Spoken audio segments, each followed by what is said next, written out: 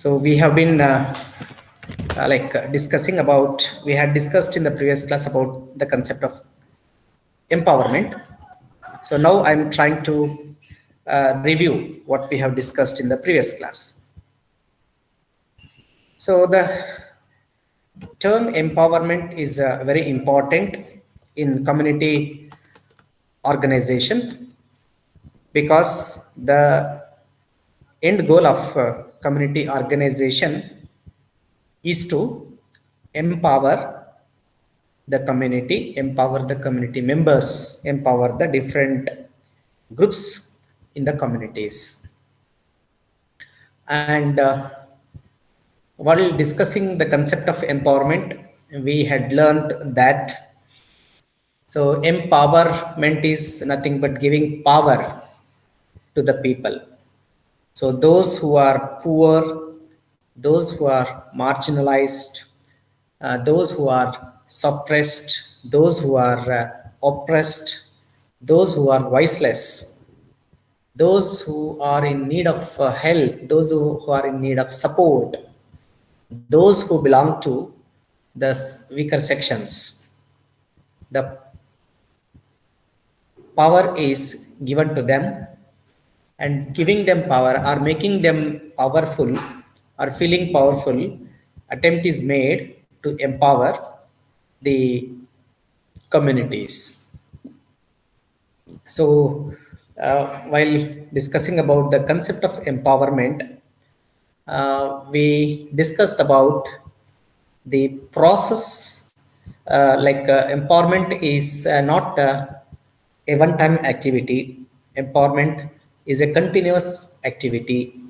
Therefore, empowerment is a process. So we keep on attempting to empower the community continuously.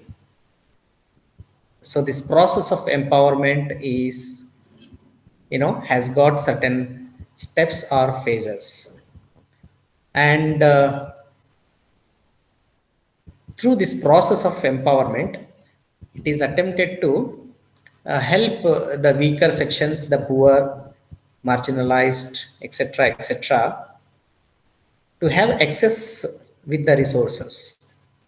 So having access with the resources is nothing but giving them or providing them the basic facilities such as shelter, then sanitation, safe drinking water, education, access to treatment for their health illness, etc.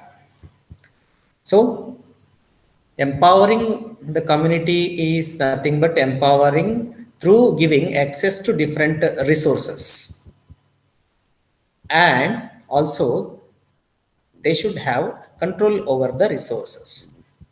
So having control over the resources is nothing but the poor should have the ownership of the basic needs, basic necessaries.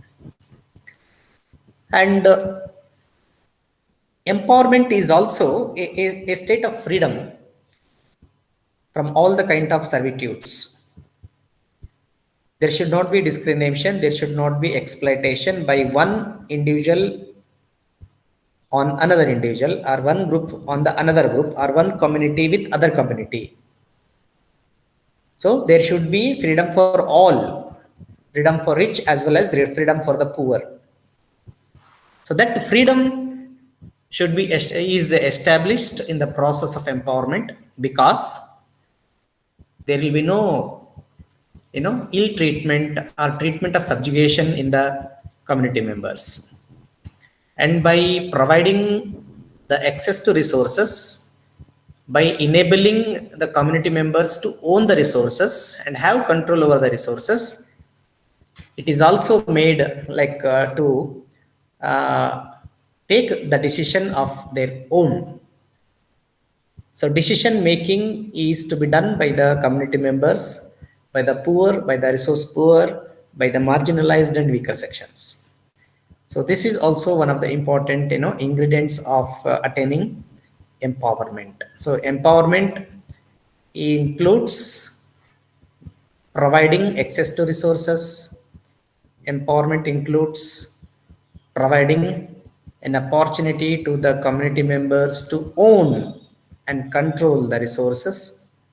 Empowerment includes giving freedom to the community members. Everybody should be free from any kind of suppression in the community, free from discriminations.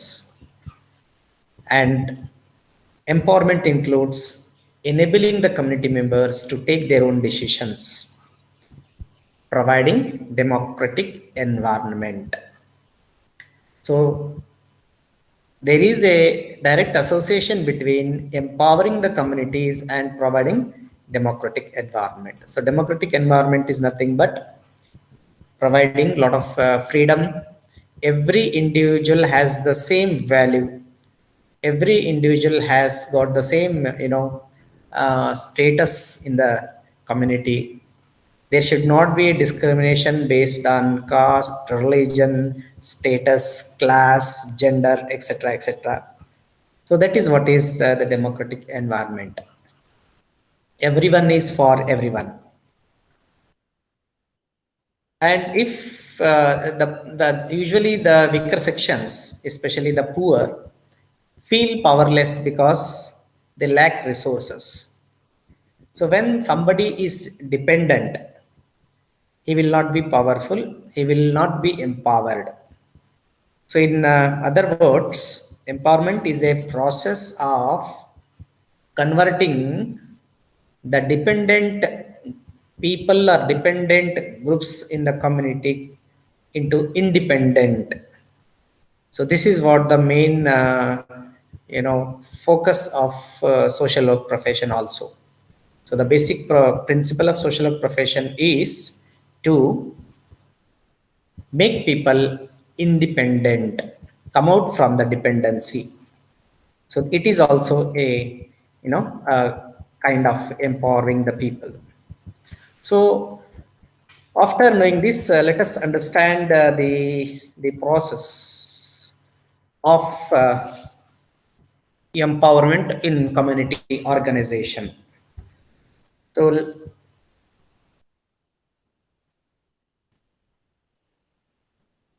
this is the process.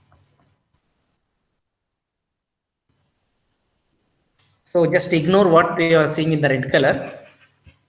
The process of community empowerment of the community or empowering the community includes first phase of empowerment of the empowering the community is motivation.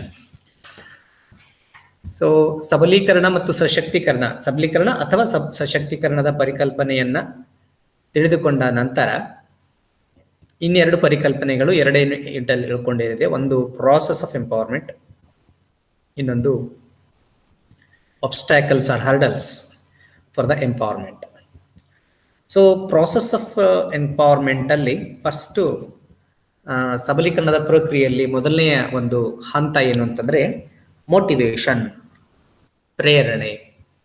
So ಸಮುದಾಯದಲ್ಲಿನ ಬಡವರ, ನಿರ್ಗತಿಕರ, ಧ್ವನಿ ಇಲ್ಲದವರ ಹಾಗೂ ಊನಶಕ್ತ ಭಾಗದ ಒಂದು ವ್ಯಕ್ತಿ ಅಥವಾ ವೃಂದಗಳೊಂದಿಗೆ ಕೆಲಸ ಮಾಡಬೇಕಾದಾಗ ಅವರಿಗೆ ಮೊದಲು ಮಾಡಬೇಕಾಗಿರೋದು ಪ್ರೇರಣೆ.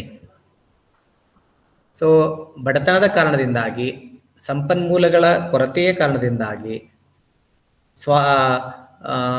ಕಾನ್ಫಿಡೆನ್ಸ್ ನ ಕೊರತೆಯಿಂದಾಗಿ ಮತ್ತು ತಲೆಮಾರುಗಳಿಂದ ಬೇರೆಯವರ ಶೋಷಣೆ ಒಳಗಾಗಿರೋ ಕಾರಣದಿಂದಾಗಿ ಅವರು ಸಮುದಾಯದಲ್ಲಿರುವಂತಹ ಹಿಂದುಳಿದ ಒಂದು ಗುಂಪಿನವರು, ಬಡವರು, ನಿರ್ಗತಿಕರು, ಅವರಲ್ಲಿ ಈ ಮೋಟಿವೇಶನ್ ಕೊರತೆ ಅನ್ನೋದು ಇರ್ತದೆ. ಸೊ ಸಮುದಾಯ ಸಂಘಟಕನಾದಂಥವನು ಅಂಥವರನ್ನ, ಬಡವರನ್ನ, ನಿರ್ಗತಿಕರನ್ನ ಸಂಘಟಿಸುವುದರ ಮೂಲಕ ಅವರ ಗುಂಪುಗಳನ್ನಾಗಿ ಮಾಡಿ ಅವರಿಗೆ ಅಗತ್ಯವಾದಂಥ ಒಂದು ಮೋಟಿವೇಶನ್, ಪ್ರೇರಣೆಯನ್ನ ನೀಡಬೇಕಾಗ್ತದೆ. ಸೊ ಯಾವುದೇ ಒಂದು ಸಬಲೀಕರಣ ಪ್ರಕ್ರಿಯೆಯ ಪ್ರಾರಂಭ ಪ್ರೇರಣಾತ್ಮಕ ಚಟುವಟಿಕೆ, ಪ್ರೇರಣಾತ್ಮಕ ಕಾರ್ಯಕ್ರಮ ಅಥವಾ ಪ್ರೇರಣಾತ್ಮಕ ಪ್ರಯತ್ನಗಳಿಂದ ಪ್ರಾರಂಭವಾಗುತ್ತೆ. ಸೊ ಸಮುದಾಯದಲ್ಲಿನ ಜನರಿಗೆ ಪ್ರೇರಣೆಯ ಮೂಲಕ ಅವರಲ್ಲಿರುವಂತಹ ಒಂದು ಆತ್ಮವಿಶ್ವಾಸವನ್ನ ಮತ್ತು ಅವರು ಮನಸ್ಸು ಮಾಡಿದರೆ ಏನನ್ನಾದರೂ ಸಾಧನೆ ಮಾಡ್ಬೋದು ಎಂಬ ಒಂದು ಸ್ಥೈರ್ಯವನ್ನ ತುಂಬಲಿಕ್ಕೆ ಪ್ರಯತ್ನಿಸುವಂಥದ್ದಾಗಿರುತ್ತೆ. ಅದಾದ್ಮೇಲೆ ಸಬಲೀಕರಣದ ಎರಡನೇ ಒಂದು ಹಂತ ಏನು ಅಂದ್ರೆ ಕೆಪಾಸಿಟಿ ಬಿಲ್ಡಿಂಗ್. ಸಮುದಾಯದಲ್ಲಿನ ಅಗತ್ಯದಲ್ಲಿರುವ ಸಹಾಯದ ಅಗತ್ಯದಲ್ಲಿರುವ ಬಡವರ, ನಿರ್ಗತಿಕರ, ಉನ್ನಶಕ್ತ ಭಾಗದವರಿಗೆ ಪ್ರೇರಣೆಯನ್ನ ನೀಡಿದ ನಂತರ ಮುಖ್ಯವಾದಂತಹ ಹಂತ ಏನು ಅಂತಂದ್ರೆ ಕೆಪಾಸಿಟಿ ಬಿಲ್ಡಿಂಗ್, ಅವರ ಸಾಮರ್ಥ್ಯ ವರ್ಧಿಸುವಂಥದ್ದು. ಸಾಮರ್ಥ್ಯ ವರ್ಧಿಸುವಂಥದ್ದು ಅಂದ್ರೆ ಅವರಿಗೆ ಶಿಕ್ಷಣವನ್ನ ನೀಡುವಂಥದ್ದು ಅಥವಾ ಸಾಕ್ಷರರನ್ನಾಗಿ ಮಾಡುವಂಥದ್ದು. ಸರ್ಕಾರ ವ್ಯವಸ್ಥೆ, ಸರ್ಕಾರದ ಕಾನೂನು, ಕಾರ್ಯಕ್ರಮಗಳು, ನೀತಿ, ಇನ್ನೊಂದು ಮತ್ತೊಂದು ಎಲ್ಲದರ ಕುರಿತು ಮಾಹಿತಿಯನ್ನು ಒದಗಿಸುವಂಥದ್ದು, ಜಾಗೃತಿಯನ್ನು ಒದಗಿಸುವಂಥದ್ದು, ತರಬೇತಿಗಳನ್ನ ನೀಡಿ ಅವರ ಸಾಮರ್ಥ್ಯವನ್ನ ಹೆಚ್ಚಾಗುವಂತೆ ಮಾಡುವಂಥದ್ದು ಈ ಕೆಪಾಸಿಟಿ ಬಿಲ್ಡಿಂಗ್, ಸಾಮರ್ಥ್ಯ ವರ್ಧನೆಯ ಭಾಗವಾಗಿರ್ತದೆ. ಅವಶ್ಯಕವಾದಂತಹ ಜಾಗೃತಿ ಕಾರ್ಯಕ್ರಮಗಳು, ತರಬೇತಿಗಳು, ಕಾರ್ಯಾಗಾರಗಳು, ಎಕ್ಸ್ಪೋಸರ್ ವಿಸಿಟ್ಗಳು ಹಾಗೂ ಈ ಎಲ್ಲ ಮಾಹಿತಿ, ಜ್ಞಾನ ಮತ್ತು ತಂತ್ರ ಕೌಶಲ್ಯಗಳನ್ನು ಸಮುದಾಯದವರಿಗೆ ಒದಗಿಸುವುದರ ಮೂಲಕ ಅವರ ಸಾಮರ್ಥ್ಯವನ್ನು ವೃದ್ಧಿಸುವಂತೆ ಮಾಡುವಂಥದ್ದು. ಸೊ ಪ್ರೇರಣೆ ಮತ್ತು ಸಾಮರ್ಥ್ಯ ವರ್ಧನೆಯ ನಂತರ ಆರ್ಗನೈಸೇಷನ್.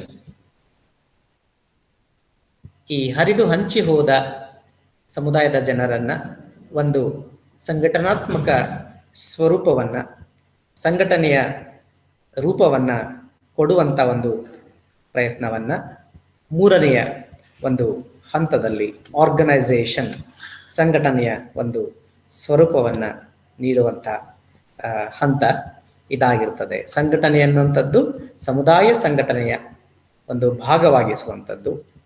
ಸಂಘಟನೆಯ ಮೂಲಕ ನಾವು ಎಲ್ಲರೂ ಈ ಸಮುದಾಯದ ಒಳಿತಿಗಾಗಿ ಮತ್ತು ನಮ್ಮ ಸಬಲೀಕರಣಕ್ಕಾಗಿ ಒಂದಾಗಿದ್ದೇವೆ ಅನ್ನೋ ಒಂದು ಭಾವನೆಯಿಂದ ಸಂಘಟನಾತ್ಮಕ ರೂಪವನ್ನು ನೀಡಿ ಅವರು ಮುಂದಿನ ಒಂದು ಹಂತಕ್ಕೆ ಅವರನ್ನ ಕರ್ಕೊಂಡು ಹೋಗಬೇಕಾಗ್ತದೆ. ಸಬಲೀಕರಣದ ನಾಲ್ಕನೇ ಒಂದು ಹಂತ ಅಡ್ವೊಕಸಿ. ಅಡ್ವೊಕಸಿ ಅಂದ್ರೆ ವಕಾಲತ್ತು. ಧ್ವನಿ ಇಲ್ಲದವರ, ಬಡವರನ್ನ ಪ್ರೇರಣೆ ನೀಡಿ, ಅವರಿಗೆ ತರಬೇತಿಯನ್ನು ನೀಡಿ, ಸಾಮರ್ಥ್ಯ ವೃದ್ಧಿಸಿ, ಅವರು ಒಂದು ಸಂಘಟನಾತ್ಮಕ ರೂಪವನ್ನು ಅವರಿಗೆ ನೀಡಿ, ಒಂದು ಸಂಘಟನೆಯ ಶಕ್ತಿ ಅಂತ ಹೇಳ್ತಾರೆ. 10 ಜನ ಬೇರೆ ಬೇರೆ ಇದ್ದಾಗ ಏನನ್ನು ಮಾಡಕ್ ಸಾಧ್ಯ ಇಲ್ಲ. 10 ಜನ ಒಂದಾಗಿ ಒಂದು ಸಂಘಟನೆಯನ್ನ, ಒಂದು ಯೂತ್ ಗ್ರೂಪ್ ಅಥವಾ ಮಹಿಳಾ ಮಂಡಲವನ್ನು ಇಂಥದ್ದೇನೋ ಮಾಡ್ಕೊಂಡ್ರು ಅಂತಂದ್ರೆ ಅದೊಂದು ಶಕ್ತಿಯಾಗಿ ರೂಪುಗೊಳ್ತದೆ. ಸೊ ಆ ಸಂಘಟನೆಯ ನಂತರ ಅವರಿಗೆ ಅಗತ್ಯವಾದಂತಹ ಸಂಪನ್ಮೂಲಗಳನ್ನ ದೊರೆಯುವಂತೆ ಮಾಡಬೇಕಾದಂತ 4ನೇ ಹಂತ, ಸಬಲೀಕರಣದ 4ನೇ ಹಂತ ಏನು ಅಂದ್ರೆ ಅಡ್ವೊಕಸಿ, ವಕಾಲತ್ತು. ಸೊ ಯಾವ ಅಭಿವೃದ್ಧಿಯ ಅಗತ್ಯಗಳಿದೆ, ಸಬಲೀಕರಣಕ್ಕಾಗಿ ಏನು ಬೇಕು, ಯಾವ ಸೇವೆಗಳು, ಯಾವ ಸೌಲಭ್ಯಗಳು, ಯಾವ ಮೂಲಭೂತ ಸೌಲಭ್ಯಗಳು ಆ ಸಂಘಟಿತ ಗುಂಪಿಗೆ ಅಥವಾ ಸಮುದಾಯಕ್ಕೆ ಬೇಕು ಎನ್ನುವುದನ್ನ ಸಮುದಾಯ ಸಂಘಟಕ ಅಥವಾ ಅವರ ಮೂಲಕ ವಕಾಲತ್ತನ್ನ ಮಾಡುವುದರ ಮೂಲಕ, ಅಂದರೆ ಯಾರು ಸಮುದಾಯದ ಅಥವಾ ಸಮುದಾಯದಲ್ಲಿನ ಬಡವರ ಸಬಲೀಕರಣದ ಜವಾಬ್ದಾರಿಯನ್ನ ಹೊತ್ಕೊಂಡಿರುತ್ತಾರೆ ಅಥವಾ ಯಾರ್ದು ಜವಾಬ್ದಾರಿ ಇದೆ, ಅದು ಸರ್ಕಾರದ ಸಂಸ್ಥೆಗಳಾಗ್ಬೋದು, ಗ್ರಾಮ ಪಂಚಾಯತಿ ಆಗ್ಬೋದು, ಅಥವಾ ಸರ್ಕಾರದ ವಿವಿಧ ಇಲಾಖೆಗಳಾಗಬಹುದು, ಅವರೊಂದಿಗೆ ಅಡ್ವೊಕಸಿ ಮಾಡೋದ್ರ ಮೂಲಕ, ವಕಾಲತ್ತನ್ನು ಮಾಡೋದ್ರ ಮೂಲಕ ನಮಗೆ ಈ ಗ್ರಾಮಕ್ಕೆ ಅಥವಾ ಇಂಥ ಜನಗಳಿಗೆ ಇಂಥ ಸೌಲಭ್ಯ ಕೊಡಬೇಕಾಗಿದ್ದು ನಿಮ್ಮ ಕರ್ತವ್ಯ, ಯಾಕೆ ಕೊಟ್ಟಿಲ್ಲ ಅಂತ ಪ್ರಶ್ನೆ ಮಾಡುವಂಥದ್ದು, ಮತ್ತು ಅಗತ್ಯದಲ್ಲಿರುವಂತಹ ಸಮುದಾಯದಲ್ಲಿನ ಗುಂಪುಗಳ ಅಗತ್ಯ ಈಡೇರುವಂತೆ ಅವಶ್ಯಕವಿದ್ದಲ್ಲಿ ಪ್ರಶ್ನೆ ಮಾಡಿ ಮತ್ತು ವಾದ ಮಾಡಿ ಅವರಿಗೆ ಸೌಲಭ್ಯಗಳನ್ನು ಸಿಗುವಂತೆ ಮಾಡುವಂಥ ಒಂದು ವಕಾಲತ್ತಿನ ಕೆಲಸವನ್ನ ಮಾಡಬೇಕಾಗುತ್ತೆ. ಉದಾಹರಣೆಗೆ ಯಾವುದೇ ಒಂದು ಸಮುದಾಯದಲ್ಲಿ ಅತಿ ಕಡುಬಡವರಾದಂತಹ ಕೆಲವೊಂದು ಕುಟುಂಬಗಳಿದ್ದಾಗ ಅವರಿಗೆ ಮನೆಗಳಿರೋದಿಲ್ಲ. ಸೊ ಅಂಥವರಿಗಾಗಿನೇ ವಸತಿಯನ್ನು ಒದಗಿಸಲಿಕ್ಕೆ ಹಲವಾರು ಸರ್ಕಾರದ ಕೇಂದ್ರ ಮತ್ತು ರಾಜ್ಯ ಸರ್ಕಾರದ ಯೋಜನೆಗಳಿದ್ದಾವೆ. ಅಂಥ ಯೋಜನೆಗಳಲ್ಲಿ ಇವರಿಗೆ ಮೊದಲ ಆದ್ಯತೆ ನೀಡಿ ವಸತಿಯನ್ನು ಒದಗಿಸಬೇಕು ಅಂತ ಹೇಳಿ ಗ್ರಾಮ ಪಂಚಾಯಿತಿಯ ಗ್ರಾಮ ಸಭೆಯಲ್ಲಿ ಅಥವಾ ಸಂಬಂಧಪಟ್ಟಂತಹ ಇಲಾಖೆಯೊಂದಿಗೆ ಅರ್ಜಿಯನ್ನು ಸಲ್ಲಿಸಿ ಒತ್ತಡ ತಂದು ಅವರ ಪರವಾಗಿ ಮನವೊಲಿಸುವುದರ ಮೂಲಕ ಆ ಸೌಲಭ್ಯಗಳು ಈಡೇರುವಂತೆ ಮಾಡುವಂಥದ್ದಾಗಿರುತ್ತದೆ. ಸಬಲೀಕರಣದ ಸಬಲೀಕರಣ ಪ್ರಕ್ರಿಯೆಯ 5ನೇ ಹಂತ ಕೊಲಾಬರೇಷನ್. ಕೊಲಾಬರೇಷನ್ ಅನ್ನು ನಾವು ಸಂಯೋಜನೆ ಅಂತ ಹೇಳ್ತೀವಿ. ಒಂಥರ ಕೋಆರ್ಡಿನೇಷನ್ ಕಾಂಟೆಕ್ಸ್ಟ್ ಅಲ್ಲಿ ತಗೊಳ್ತೇವೆ. ಸೊ ಕೊಲಾಬರೇಷನ್ ಅಂತಂದ್ರೆ ಸಮುದಾಯ ಸಂಘಟಕ ಅಥವಾ ಸಂಘಟಿತರಾದಂಥ ಸಮುದಾಯದ ಜನರು ಯಾವ ಸರ್ಕಾರ ಮತ್ತು ಸರ್ಕಾರೇತರ ಸಂಸ್ಥೆಗಳು ಅವರಿಗಾಗಿ ಕಾರ್ಯನಿರ್ವಹಿಸಬೇಕೋ ಅವರೊಂದಿಗೆ ಸಂಪರ್ಕವನ್ನು ಏರ್ಪಡಿಸುವಂಥದ್ದು ಮತ್ತು ವಿವಿಧ ಸಂಘ ಸಂಸ್ಥೆಗಳಿಂದ ಇಲಾಖೆಗಳಿಂದ ಬರಬೇಕಾದಂಥ ಸೌಲಭ್ಯಗಳನ್ನು ಒದಗಿಸುವವರೆಗೂ ಕೂಡ ಪಡೆದುಕೊಳ್ಳುವವರೆಗೂ ಕೂಡ ಅವರೊಂದಿಗೆ ಸಂಪರ್ಕ ಮತ್ತು ಫಾಲೋ ಅಪ್ ಅನುಸರಿಸುವಿಕೆಯನ್ನು ಏರ್ಪಡಿಸುವಂಥ ಕಾರ್ಯನ ನಾವು ಕೊಲಾಬರೇಷನ್ ಆಗಿ ಸಮುದಾಯ ಸಂಘಟನೆಯಲ್ಲಿ ಮಾಡಬೇಕಾಗ್ತದೆ. 6ನೇ point mobilisation of the resources. ಸಂಪನ್ಮೂಲಗಳನ್ನು ಕ್ರೋಢೀಕರಿಸುವಂಥದ್ದು. ಸೊ ಯಾವುದೇ ಒಂದು ಸಮುದಾಯದ ಸಬಲೀಕರಣ ಮಾಡಬೇಕು ಅಥವಾ ಸಮುದಾಯದ ಜನರ ಒಂದು ಸಬಲೀಕರಣ ಮಾಡಬೇಕು, ಅವರ ಪರಾವಲಂಬಿತನವನ್ನು ಹೋಗಲಾಡಿಸಿ ಸ್ವಾವಲಂಬಿಯನ್ನಾಗಿ ಮಾಡಬೇಕು ಅಂದಾಗ ಅಲ್ಲಿ ಸಂಪನ್ಮೂಲಗಳ ಅಗತ್ಯ ಬೇಕಾಗ್ತದೆ. ಉದಾಹರಣೆಗೆ ಯಾವುದೊಂದು ಸಮುದಾಯದಲ್ಲಿ ಉದ್ಯೋಗ ಇಲ್ಲದ ಎಷ್ಟೋ ಜನ ಬಡ ಯುವಕರು ಇರ್ತಾರೆ. ಉದ್ಯೋಗ ಇಲ್ಲದ ಬಡ ಯುವಕರಿದ್ದಾಗ ಅವರಿಗೆ ದುಡಿಲಿಕ್ಕೆ ಶಕ್ತಿ ಇದೆ, ದುಡಿಯುವ ಮನಸ್ಸು ಇದೆ, ಆದರೆ ಆ ದುಡಿಯುವ ಕೈಗಳಿಗೆ ಕೆಲಸ ಬೇಕು. ಆದರೆ ಬಡವರು ಇರೋದ್ರಿಂದ ಅವರು ಸ್ವಂತ ಉದ್ಯೋಗವನ್ನ ಮಾಡಿಕೊಳ್ಳಲಾಗದ ಸ್ಥಿತಿಯಲ್ಲಿ ಇರ್ತಾರೆ. ಸೊ ಆಗ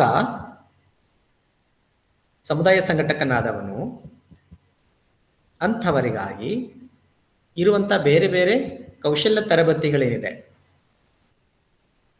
ಕೌಶಲ್ಯ ತರಬೇತಿಗಳನ್ನು ಕೊಡಿಸೋದರ ಮೂಲಕ ಮತ್ತು ಅವರು ತಮ್ಮ ಸ್ವಯಂ ಉದ್ಯೋಗವನ್ನ ಶುರು ಮಾಡಲಿಕ್ಕೆ ಸರ್ಕಾರದಿಂದ ಸಬ್ಸಿಡೈಸ್ಡ್ ಸ್ಕೀಮ್ಸ್ ಇದೆ, ಸಬ್ಸಿಡಿ ಕೊಡುವಂತ ಧನ ಸಹಾಯ ಮಾಡುವಂತ ಯೋಜನೆಗಳಿದೆ. ಸ್ವಯಂ ಉದ್ಯೋಗವನ್ನು ಮಾಡಿಕೊಳ್ಳಿಕ್ಕೆ ಧನ ಸಹಾಯವನ್ನ ಸರ್ಕಾರದಿಂದ ಕೊಡಿಸುವುದರ ಮೂಲಕ ಅವರು ತಮ್ಮ ಸ್ವಯಂ ಸ್ವಾವಲಂಬಿಯಾಗುವಂತೆ ಮಾಡುವಂಥದ್ದಾಗಿರ್ತದೆ. ಸೊ ಇಲ್ಲಿ ಎಲ್ಲಿ ಬಡ ಯುವಕರಿಗೆ ತರಬೇತಿಗಳು ಸಿಗುತ್ತೆ ಮತ್ತು ಅವರಿಗಾಗಿ ಇರುವಂಥ ವಿವಿಧ ಯೋಜನೆಗಳೇನು, ಸ್ವಯಂ ಉದ್ಯೋಗ ಪ್ರಾರಂಭಿಸಲಿಕ್ಕೆ ಮತ್ತು ಎಷ್ಟು ಧನ ಸಹಾಯ ಸಿಗುತ್ತೆ, ಧನ ಸಹಾಯ ಸಿಗುವಂತೆ ಮಾಡುವಂಥದ್ದು, ಇವೆಲ್ಲವೂ ಸಹ ಮಾಹಿತಿ ಕಾರ್ಯಕ್ರಮ ಮತ್ತು ಧನ ಸಹಾಯ ಸಿಗುವಂತೆ ಮಾಡುವಂಥದ್ದು ಇವೆಲ್ಲವೂ ಸಹ ಸಂಪನ್ಮೂಲಗಳಾಗಿರ್ತದೆ. ಸಂಪನ್ಮೂಲ ಅಂತಂದ್ರೆ ಮಾನವ ಸಂಪನ್ಮೂಲ ಆಗ್ಬೋದು, ಮಾಹಿತಿ ಆಗ್ಬೋದು, ಹಣಕಾಸಿನ ಸಹಾಯ ಆಗ್ಬೋದು, ವಸ್ತುಗಳ ರೀತಿಯಲ್ಲಿನ ಸಹಾಯ ಆಗ್ಬೋದು, ಒಂದು ಕಾರ್ಯಕ್ರಮದ ಯೋಜನೆಯ ಫಲಾನುಭವಿಯಾಗುವಂತೆ ಮಾಡುವುದಾಗಿರ್ಬೋದು.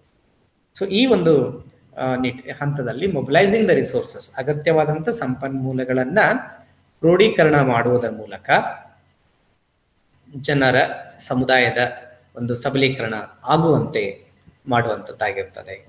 ಸೊ ಒಟ್ಟಾರೆ ಒಂದು ಸಮುದಾಯದ ಸಬಲೀಕರಣ ಪ್ರಕ್ರಿಯೆಯಲ್ಲಿ 6 ಮುಖ್ಯ ಹಂತಗಳನ್ನು ನಾವು ನೋಡ್ತೇವೆ. ಒಂದು ಪ್ರೇರಣೆ, ಅವರಲ್ಲಿ ಹುರಿದುಂಬಿಸುವಂಥ ಕೆಲಸ, ನಿಮ್ಮಿಂದ ಇದು ಸಾಧ್ಯ ಎಂದು ಆತ್ಮವಿಶ್ವಾಸ ಮೂಡುವ ಹಂತ ಮೊದಲನೇ ಹಂತ. ಅವರಲ್ಲಿ ಆತ್ಮವಿಶ್ವಾಸ ಮೂಡಿದ ನಂತರ ಅವರಲ್ಲಿರುವಂಥ ಸಾಮರ್ಥ್ಯ ಹೆಚ್ಚಾಗುವಂತೆ ಅಗತ್ಯ ತರಬೇತಿಗಳನ್ನು, ವರ್ಕ್ಶಾಪ್ಗಳನ್ನು, ಅರಿವನ್ನು ಮೂಡಿಸುವಂಥ ಕೆಲಸ. ಆಮೇಲೆ ಅವರಿಗೆ ಸಂಘಟನೆಯ ಭಾಗವನ್ನಾಗಿ ಮಾಡಿಸುವಂಥದ್ದು, ಅವರಿಗೆ ಅಗತ್ಯವಾದ ಸೌಲಭ್ಯಗಳು ದೊರೆಯುವಂತೆ ಅವರ ಪರವಾಗಿ ಒಕ್ಕಲತನ ಅವರೇ ಅಥವಾ ಸಮುದಾಯ ಸಂಘಟಕನಾದಂಥವನು ಮಾಡುವಂಥದ್ದು. ಸೊ ವಿವಿಧ ಪಾಲುದಾರರೊಂದಿಗೆ ಸಂಪರ್ಕ ಮತ್ತು ಸಂಯೋಜನೆ ಮಾಡುವಂಥ ಒಂದು ಕೊಲ್ಯಾಬರೇಷನ್ ಮಾಡುವಂಥದ್ದು. ಆಮೇಲೆ ಅಗತ್ಯ ಸಂಪನ್ಮೂಲಗಳು ದೊರೆಯುವಂತೆ ಮಾಡುವಂಥ 6 ಉಪ ಅಂಶಗಳನ್ನು ನಾವು ಈ ಸಬಲೀಕರಣದ ಪ್ರಕ್ರಿಯೆ ಭಾಗವಾಗಿ ನೋಡ್ತೇವೆ. ಸೊ 2ನೇ ಯೂನಿಟಲ್ಲಿ ಲಾಸ್ಟ್ ಕಂಟೆಂಟ್ ಇರೋದು forces against peoples empowerment. So ಸರ್ಕಾರೇತರ ಸಂಸ್ಥೆಗಳು, ಸಮಾಜ ಕಾರ್ಯಕರ್ತರು, ಸಮಾಜ ಸುಧಾರಕರು, ಇನ್ನಿತರು ಮತ್ತಿತರು ಸಮುದಾಯಗಳನ್ನ ಸಬಲೀಕರಣ ಮಾಡಬೇಕು ಅಂತ ಒಂದು ಕಡೆ ಪ್ರಯತ್ನ ಪಡ್ತಾ ಇದ್ರೆ, ಆ ಪ್ರಯತ್ನಕ್ಕೆ ಅಡ್ಡಿಯನ್ನ ಹೂಡುವಂತ, ಪ್ರಯತ್ನಗಳನ್ನ ವಿಫಲಗೊಳಿಸುವಂತ ಹಲವಾರು ದೈತ್ಯ ಶಕ್ತಿಗಳು, ದುಷ್ಟ ಶಕ್ತಿಗಳು ಸಮಾಜದಲ್ಲಿ, ಸಮುದಾಯದಲ್ಲಿ ಇರುವುದನ್ನ ನಾವು ನೋಡ್ತೇವೆ. ಇದು ಸಹಜವಾದಂತ ಒಂದು ಸತ್ಯ ಸ್ಥಿತಿ. ಸಮಾಜದಲ್ಲಿ ಯಾರೋ ಒಬ್ರು ಒಳ್ಳೆದನ್ನ ಮಾಡ್ಬೇಕಂತ ಹೊರಟಾಗ ಅವರಿಗೆ ಅಡ್ಡಿ ಆತಂಕಗಳೇ ಜಾಸ್ತಿ ಅನ್ನುವಂಥ ಪ್ರಸಂಗ. ಇಲ್ಲಿ ಸಮುದಾಯ ಸಂಘಟನೆ ಮಾಡಬೇಕಾದ್ರೆ, ಸಮುದಾಯದ ಜನರನ್ನ ಸ್ವಾವಲಂಬಿಗಳನ್ನಾಗಿ ಮಾಡಬೇಕಾದ್ರೆ, ಸಮುದಾಯದಲ್ಲಿನ ಜನರನ್ನ ಸ್ವತಂತ್ರನಾಗಿ ಸಬಲೀಕರಣರನ್ನಾಗಿ ಮಾಡಬೇಕಾದಾಗ ಯಾವ ಯಾವ ಅಂಶಗಳು, ಯಾವ ಯಾವ ದುಷ್ಟಶಕ್ತಿಗಳು, ಯಾವ ಯಾವ ಅಂಶಗಳು ನಮಗೆ ಅಡ್ಡಿಯನ್ನ ತಂದುಕೊಡ್ತವೆ ಅನ್ನುವಂಥದ್ದು ಕೂಡ ಸಮುದಾಯ ಸಂಘಟಕರಾಗುವಂಥವರಿಗೆ, ಸಮಾಜ ಕಾರ್ಯ ವಿದ್ಯಾರ್ಥಿಗಳಿಗೆ ಗೊತ್ತಿರಬೇಕು. ಸೊ ಇವುಗಳ ಅರಿವು ನಮಗೆ ಇದ್ದಾಗ, ನಾವು ಸಮುದಾಯದಲ್ಲಿ ಕೆಲಸ ಮಾಡಬೇಕಾದಾಗ ಇದರಿಂದ ನಮಗೆ ಎದುರಾಗುವ ಸವಾಲುಗಳನ್ನ ಸಶಕ್ತರಾಗಿ ಎದುರಿಸಲಿಕ್ಕೆ ನಮಗೆ ಅದು ಸಾಧ್ಯ ಆಗ್ತದೆ. So let us understand what are the different forces usually exist in the society, in the communities against the process of empowerment or community empowerment. So the first aspect is fatalism.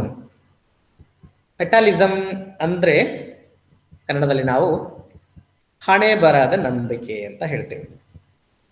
ಹಣೆ ಬರದ ನಂಬಿಕೆ ಅಂತಂದ್ರೆ, ಎಷ್ಟೋ ಸಂದರ್ಭದಲ್ಲಿ ನಾವು ಸಮುದಾಯಕ್ಕೆ ಹೋಗಿ ಬಡವರನ್ನ, ನಿರ್ಗತಿಕರನ್ನ, ದೀನ ದಲಿತರನ್ನ ಗುರುತಿಸಿ, ನೀವು ಎಷ್ಟು ವರ್ಷ ಇದೇ ತರ ಇರ್ತೀರಿ, ನೀವು ನಿಮ್ಮ ಕಾಲ ಮೇಲೆ ನಿಂದಿರಬೇಕು, ಸ್ವತಂತ್ರರಾಗಬೇಕು, ಇನ್ನೊಬ್ರು ದಾಸರಾಗಿ ಆಗಿರ್ಬೇಕು ಅಂತ ಹೇಳಿದಾಗ, ನೀವ್ಯಾಕೆ ಅಶಿಕ್ಷಿತರಾಗಿರ್ಬೇಕು, ರಾತ್ರಿ ಶಾಲೆಯ ಮೂಲಕ ಸಾಕ್ಷರರಾಗಿ ಅಂತ ಹೇಳಬೇಕಾದಾಗ ಎಷ್ಟೋ ಸಂದರ್ಭದಲ್ಲಿ ಸಮುದಾಯಗಳಲ್ಲಿ ಜನ ಹೇಳ್ತಾರೆ, ಸಮುದಾಯದ ಜನ,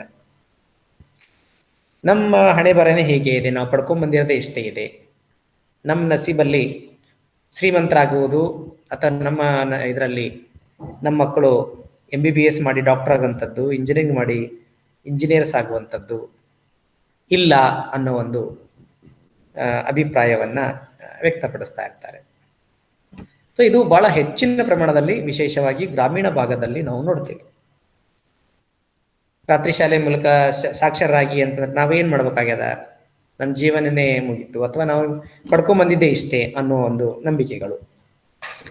ಸೊ ಈ ತರದ ತಪ್ಪು ನಂಬಿಕೆಗಳು ಸಮಾಜದಲ್ಲಿ, ಸಮುದಾಯದಲ್ಲಿ ಇರೋದರಿಂದ ಸಮುದಾಯ ಸಂಘಟಕರಿಗೆ ಸಮಸ್ಯೆ ಎದುರಾಗ್ತದೆ, ಸಮುದಾಯದ ಸಬಲೀಕರಣ ಮಾಡಲಿಕ್ಕೆ ಸಮಸ್ಯೆ ಎದುರಾಗ್ತದೆ. ಸೊ ಇದನ್ನ ನಾವು ಹಣೆ ಬರದಲ್ಲಿ ನಂಬಿಕೆಯನ್ನು ನಾವು ಬ್ರೇಕ್ ಮಾಡಬೇಕು. ಅವರಿಗೆ ಎಷ್ಟೋ ಉದಾಹರಣೆಗಳನ್ನು ಕೊಡಬೇಕು. ಬೇರೆ ಅವರಂತೆ ಇರುವ ಬೇರೆ ಎಷ್ಟೋ ಜನರು ಹೇಗೆ ತಮ್ಮ ಪ್ರಯತ್ನದ ಮೂಲಕ ಪರಾವಲಂಬಿಯಿಂದ ಸ್ವಾವಲಂಬಿಯಾಗಿ ಬೇರೆಯವರಿಗೆ ಮಾದರಿಯಾಗಿದ್ದಾರೆ ಅನ್ನುವಂಥದ್ದನ್ನ ತೋರಿಸಿಕೊಡ್ಬೇಕು. ಎರಡನೇದು ಇಲ್ಲಿಟರಸಿ. ಗ್ರಾಮೀಣ ಭಾಗಗಳಲ್ಲಿ ಅತಿ ಹೆಚ್ಚು ಕಾಡುವ ಸಮಸ್ಯೆಯಾಗುವಂತ ಒಂದು ಅಂಶ ಅನಕ್ಷರತೆ. ಇವತ್ತಿಗೂ ಸಹ ಗ್ರಾಮೀಣ ಭಾಗದಲ್ಲಿ ಹೆಚ್ಚು ಅನಕ್ಷರತೆಯ ಪ್ರಮಾಣವನ್ನು ನಾವು ನೋಡ್ತೇವೆ. ಎಲ್ಲಿ ಅನಕ್ಷರತೆ ಹೆಚ್ಚಾಗಿರ್ತದೆ ಅಲ್ಲಿ ಕತ್ತಲೆ ಹೆಚ್ಚಾಗಿರ್ತದೆ. ಕತ್ತಲೆ ಅಂತಂದ್ರೆ ಮೂಢನಂಬಿಕೆಗಳ ಆಚರಣೆ, ಅಂಧಾಚರಣೆ ಮತ್ತು ಅರ್ಥವಿಲ್ಲದ ಅವೈಜ್ಞಾನಿಕವಾದಂತಹ ಪದ್ಧತಿಗಳು ಹೆಚ್ಚಾಗಿರುತ್ತದೆ. ಅನಕ್ಷರತೆ ಇದ್ದಾಗ ಅನಕ್ಷರಸ್ಥರನ್ನ ಮೋಸ ಮಾಡುವುದು ಬಹಳ ಸುಲಭ. ಅನಕ್ಷರಸ್ಥರನ್ನ ಮೋಸ ಮಾಡಬಹುದು ಬಹಳ ಸುಲಭವಾಗಿ. ಸೊ ಹೀಗೆ ಈ ಅನಕ್ಷರತೆ ಎನ್ನುವಂಥದ್ದು ಕೂಡ ಸಮುದಾಯದ ಸಬಲೀಕರಣ ಮಾಡುವಂಥ ಸಂದರ್ಭದಲ್ಲಿ ಎದುರಾಗುವಂಥ ಒಂದು ಪ್ರಮುಖ ಸಮಸ್ಯೆಯಾಗಿ ನಾವು ಪರಿಗಣಿಸ್ತೇವೆ. ಸೊ ಎಲ್ಲಿ ಅನಕ್ಷರತೆ ಇರ್ತದೆಯೋ ಅಲ್ಲಿ ಅಭಿವೃದ್ಧಿ ಮಂದಗತಿಯನ್ನ ಪಡೆದುಕೊಳ್ಳುತ್ತದೆ. ಯಾಕಂತಂದ್ರೆ ಅನಕ್ಷರಸ್ಥರಿಗೆ ನಾವು ತಿಳಿ ಹೇಳುವುದು ಬಹಳ ಬಹಳ ಕಷ್ಟಕರ. ಉದಾಹರಣೆಗೆ ಇವತ್ತು ನಾವು ಈ ಕೋವಿಡ್-19 ಪ್ಯಾಂಡಮಿಕ್ ಪರಿಸ್ಥಿತಿಯನ್ನು ತಗೊಂಡ್ರೆ, ಕೋವಿಡ್ ಸಮಸ್ಯೆಯಿಂದ ನಾವು ತಡೆಗಟ್ಟಬೇಕಾದ್ರೆ ಅದರದ್ದು ಒಂದು ಇಂಜೆಕ್ಷನ್ ಅನ್ನು ತಗೋಬೇಕು ಅಂತ ಸಾಕಷ್ಟು ಇವತ್ತು ಪ್ರಯತ್ನಗಳು ನಡೀತಾ ಇದೆ. ಎಷ್ಟೋ ಗ್ರಾಮೀಣ ಭಾಗಗಳಲ್ಲಿ ಕೋವಿಡ್ ಪರೀಕ್ಷೆಯನ್ನೇ ಮಾಡಿಸ್ಕೊಳ್ಳಿಕ್ಕೆ ರೆಡಿ ಆಗದ ಜನಗಳ ಹೆಚ್ಚು. ಮತ್ತು ವ್ಯಾಕ್ಸಿನೇಷನ್ ತಗೋರಿ ಅಂತಂದ್ರೆ ವ್ಯಾಕ್ಸಿನೇಷನ್ ತಗೊಳ್ಳಿಕ್ಕೆ ಮುಂದೆ ಬರ್ತಾ ಇಲ್ಲ. ಯಾಕೆ ಅಂತಂದ್ರೆ ಅವರಿಗೆ ಅದ್ರ ಬಗ್ಗೆ ಭಯ ಇದೆ. ಅನಕ್ಷರಸ್ಥರಿರುವ ಕಾರಣದಿಂದಾಗಿ ಅವರು ಓದಲಿಕ್ಕೆ ಆಗೋದಿಲ್ಲ. ಓದಲಿಕ್ಕೆ ಬರ್ತಾ ಇದ್ರೆ ಜಾಗೃತಿಯನ್ನ ಮೂಡಿಸುವ, ಅರಿವು ಮೂಡಿಸುವಂತ, ಅವರ ಡೌಟ್ಗಳನ್ನ, ದ್ವಂದ್ವಗಳನ್ನ ಸರಿಪಡಿಸುವಂತ ಪ್ರಯತ್ನ ಅವರಿಂದಲೇ ನಡೆದು ಹೋಗ್ತಿತ್ತು. ಆ ಕಾರಣಕ್ಕಾಗಿ ಅವರಿಗೆ ಸಾಕಷ್ಟು ಭಯ ಇದೆ. ಆ ಭಯದ ಕಾರಣದಿಂದಾಗಿ ಅವರು ಮುಂದೆ ಬರ್ತಾ ಇಲ್ಲ. ಸೊ ಅನಕ್ಷರತೆ ಹೇಗೆ ಒಂದು ಸಮುದಾಯದ, ದೇಶದ, ಸಮಾಜದ ಅಭಿವೃದ್ಧಿಗೆ ದೊಡ್ಡ ಸಮಸ್ಯೆಯಾಗಿ ಪರಿಗಣಿಸಬಹುದು ಅನ್ನೋದನ್ನು ನಾವಿವತ್ತು ನೋಡ್ಬೋದು. ಸಿಟಿಗಳಲ್ಲಿ ಕೋವಿಡ್ ಪ್ರಮಾಣ ಕಡಿಮೆ ಆಗಿದೆ, ಹಳ್ಳಿಗಳಲ್ಲಿ ಜಾಸ್ತಿ ಇದೆ. ಯಾಕೆ ಜಾಸ್ತಿ ಆಗಿದೆ ಅಂದ್ರೆ ಹಳ್ಳಿಗಳ ಜನ ಅದನ್ನ ಸಹಕಾರ ಸಿಗ್ತಾ ಇಲ್ಲ. ಸಹಕಾರ ಯಾಕೆ ಸಿಗ್ತಾ ಇಲ್ಲ ಅಂದ್ರೆ ಅವರಿಗೆ ಭಯ ಇದೆ, ತಪ್ಪು ಕಲ್ಪನೆಗಳು ಬಹಳಷ್ಟಿದೆ. ವ್ಯಾಕ್ಸಿನೇಷನ್ ತಗೊಂಡ್ರೆ ಏನೇನೋ ಆಗ್ತದಂತ ತಪ್ಪು ಕಲ್ಪನೆಗಳು ತುಂಬಾ ಇದೆ ಅವರಲ್ಲಿ. ಆ ತಪ್ಪು ಕಲ್ಪನೆಗಳೇ ಕತ್ತಲೆ ಅಂತ ನಾವು ಹೇಳ್ತಿರೋಂಥದ್ದು. ಅತಿ ಹೆಚ್ಚು ಮೂಢನಂಬಿಕೆಯ ಆಚರಣೆಗಳು ಇವತ್ತಿಗೂ ಸಹ ನಾವು ನೋಡುವಂಥದ್ದು ಗ್ರಾಮೀಣ ಭಾಗಗಳಲ್ಲಿ. ಮಕ್ಕಳಿಗೆ ನಿರಂತರವಾಗಿ ಆರೋಗ್ಯದ ಸಮಸ್ಯೆ ಆದರೆ ಆಸ್ಪತ್ರೆಗೆ ಕರ್ಕೊಂಡು ಹೋಗೋದಿಲ್ಲ ಅವರು. ಮಾಂತ್ರಿಕನ ಹತ್ರ ಅಥವಾ ಯಾರೋ ಭವಿಷ್ಯ ನುಡಿಯೋರ ಹತ್ರ ಕರ್ಕೊಂಡು ಹೋಗ್ತಾರೆ ಏನಾಗಿದೆ ಅಂತ ಕೇಳಲಿಕ್ಕೆ, ಆ ಥರದ ಸಂದರ್ಭಗಳು. ಸೊ ಹೀಗಿದ್ದಾಗ ನಾವು ಒಂದು ಸಮುದಾಯವನ್ನ ಉದ್ಧಾರ ಮಾಡುವಂಥದ್ದು, ಸಬಲೀಕರಣ ಮಾಡುವಂಥದ್ದು ತುಂಬ ನಮಗೆ ಕಷ್ಟ ಆಗ್ತದೆ. ಅದಕ್ಕೆ ಇಲ್ಲಿಟ್ರಸಿಯನ್ನು ನಾವು ಸಬಲೀಕರಣದ ಒಂದು ಹರ್ಡಲ್, ಅಡ್ಡಗೋಡೆಯಾಗಿ ನಾವು ನೋಡ್ತೇವೆ. ಮೂರನೇದು ಸೂಪರ್ಸ್ಟಿಷನ್ಸ್, ಮೂಢನಂಬಿಕೆಗಳು. ಇನ್ಫ್ಯಾಕ್ಟ್ ಅನಕ್ಷರತೆಗೂ ಮತ್ತು ಮೂಢನಂಬಿಕೆಗಳಿಗೂ ನೇರವಾದಂಥ ಸಂಬಂಧ ಇದೆ. ಸೊ ಈಗಾಗಲೇ ನಾನು ಕೊಟ್ಟಿರೋ ಎಕ್ಸಾಂಪಲ್ ಇದೆ. ಸಮುದಾಯಗಳಲ್ಲಿ, ವಿಶೇಷವಾಗಿ ಗ್ರಾಮೀಣ ಸಮುದಾಯಗಳಲ್ಲಿ ಹಲವಾರು ಪ್ರಕಾರದ ಮೂಢನಂಬಿಕೆಗಳಿದ್ದಾವೆ. ಅವರಲ್ಲಿ ಅನಕ್ಷರತೆಯ ಕೊರತೆಯಿಂದಾಗಿ ವೈಜ್ಞಾನಿಕ ತಿಳುವಳಿಕೆಯ ಕೊರತೆಯನ್ನು ನಾವು ನೋಡ್ತೇವೆ. ಬಹಳ ಬೇಗ ಈ ಮೌಢ್ಯತೆಗಳಿಗೆ ಗ್ರಾಮೀಣ ಜನರು ಮೊರೆ ಹೋಗ್ತಾರೆ. ಇತ್ತೀಚಿನ ದಿನಗಳಲ್ಲಿ ಹೇಳಿ. ಸ್ಕ್ರೀನ್ ಕಾಣಿಸ್ಲಾಗಿದೆ. ಹಾ, ಈಗ ಇಲ್ಲ ಸರ್, ಎಷ್ಟು ತನಕ ಸ್ಕ್ರೀನ್ ಇದ್ದಿತ್ತಿಲ್ರಿ. ಅವಾಗ ಹೇಳ್ಬೇಕಿಲ್ಲಮ್ಮ, ನಂಗೇನು ಗೊತ್ತು. ಹಾ, ಸೊ ಇತ್ತೀಚಿನ ದಿನಗಳಲ್ಲಿ ಈ ಕೋವಿಡ್ ಸಂದರ್ಭದಲ್ಲಿ ಹಲವಾರು ಮೂಢನಂಬಿಕೆ ಆಚರಣೆಗಳನ್ನ ಮಾಡಿರೋದನ್ನ ನೋಡಿದ್ದೀವಿ. ವಿಪರ್ಯಾಸ ಅಂತಂದ್ರೆ ಚೆನ್ನಾಗಿ ಓದಿ ಚೆನ್ನಾಗಿ ಓದಿ ಡಿಗ್ರಿ ತಗೊಂಡು MLA ಆದಂಥವರು ಕೂಡ ಹೋಮಗಳನ್ನು ಮಾಡಿರುವಂಥದ್ದು, ಗ್ರಾಮೀಣ ಭಾಗದಲ್ಲಿ ಪ್ರಾಣಿಗಳಿಗೆ ಬಲಿ ಕೊಟ್ಟಿರುವಂಥದ್ದು, ಈ ಬೇರೆ ಬೇರೆ ಈ ಹೋಮ ಇನ್ನೊಂದು ಇಂಥದ್ದೆಲ್ಲ ಮಾಡಿರುವಂಥದ್ದು ನೋಡಿದ್ದೇವೆ. ಹೊಗೆ ಹಾಕಿದರೆ, ಹೋಮ ಮಾಡಿದರೆ, ಪ್ರಾಣಿಗಳಿಗೆ ಬಲಿ ಕೊಟ್ಟರೆ ಕೊರೋನಾ ವೈರಸ್ ಸಾಯೋದಿಲ್ಲ. ಕೋವಿಡ್ ಹಾಗೆ ಕೊರೋನಾ ವೈರಸ್ ಅಟ್ಯಾಕ್ ಆಗಬೇಕು ಅಂತಂದ್ರೆ ಸ್ಟ್ರಾಂಗ್ ಇಮ್ಯುನಿಟಿ ಬೇಕು. This is the fact and this is the science. So ಅನಕ್ಷರತೆಯ ಕಾರಣದಿಂದಾಗಿ ಜನಗಳು ಈ ಮೂಢನಂಬಿಕೆಗಳು ಹೆಚ್ಚು ಆಚರಿಸುವುದನ್ನು ನಾವು ವಿಶೇಷವಾಗಿ ಗ್ರಾಮೀಣ ಭಾಗದಲ್ಲಿ ನೋಡ್ತೇವೆ. ಸೊ ಹಾಗಾಗಿ ಈ ಸಮುದಾಯದ ಸಬಲೀಕರಣ ಅನ್ನುವಂಥದ್ದು ಒಂದು ದೊಡ್ಡ ಸವಾಲಾಗಿ ನಾವು ನೋಡ್ತೇವೆ.